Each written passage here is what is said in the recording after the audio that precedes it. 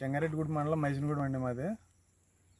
కుకునూరు మండలం కొండపల్లికి చెందిన మా చిన్నమ్మ మాకు ఏదో సమస్య ఉండి కుకునూరు పోలీస్ స్టేషన్లో కంప్లైంట్ ఇచ్చింది. మేము పోలీస్ స్టేషన్కి వెళ్ళగా ఆవిడ ఇరు వర్గాలు మాట్లాడుకుని ఒక సెటిల్మెంట్కి వచ్చేసి కాగితాలు రాసుకుని మాకేదో చిన్న ల్యాండ్ కూడా ఉంటే దానికి సంబంధించి అమౌంట్ కూడా ఇచ్చుకుని సెటిల్ చేసుకున్నాం.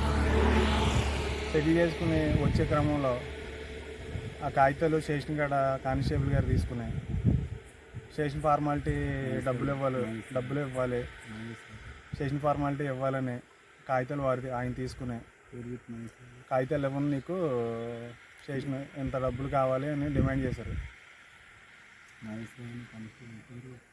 ఈ సమస్యపై ఎస్పీ గారికి కూడా కంప్లైంట్ చేశాం. ఏలూరు జిల్లా డివైఎఫ్ఐ జిల్లా కార్యదర్శిని.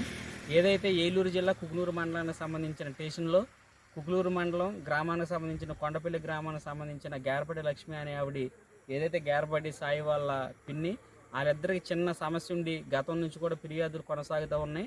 ఆ ఫిర్యాదుల మేరకు ఈ రోజున పెద్దల సమక్షంలో గేరపడి సాయి అనే వ్యక్తి స్టేషన్ పరిధిలోకి వెళ్ళి ఇరు వర్గాలు మాట్లాడుకోవడం జరిగిందంట. దాని నిమిత్తం అక్కడ సైట్కి సంబంధించిన కరపత్రాలు రాసుకుని కాగితాల ద్వారా డాక్యుమెంట్ చేసుకోవడంలో వాళ్ళిద్దరు కూడా ఇరు వర్గాలు కూడా సఖ్యపడడం జరిగింది.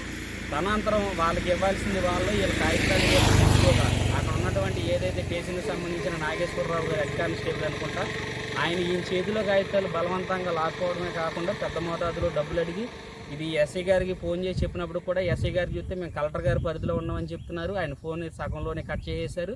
నాగేశ్వరరావు గారు చెప్పేది ఏంటంటే డేరుగా ఏదైతే స్టేషన్ పరిధిలో అందరికీ డబ్బులు ఇవ్వాల్సిందే, ఎస్ఐ గారే మమ్మల్ని అడగమన్నారు, మీరు ఇవ్వకపోతే ఈ కాగితాలు ఎస్ఐ గారి దగ్గర ఉంటాయి, లేకపోతే మీ చేతనైన పని చేసుకోమని చెప్పి బాధితుని బెదిరించడం అన్నది పూర్తిగా అక్కడ స్పష్టంగా జరిగింది. దీనిపైన ఏదైతే ఎస్పీ గారికి వాట్సాప్లో కూడా ఫిర్యాదు చేయడం జరిగింది.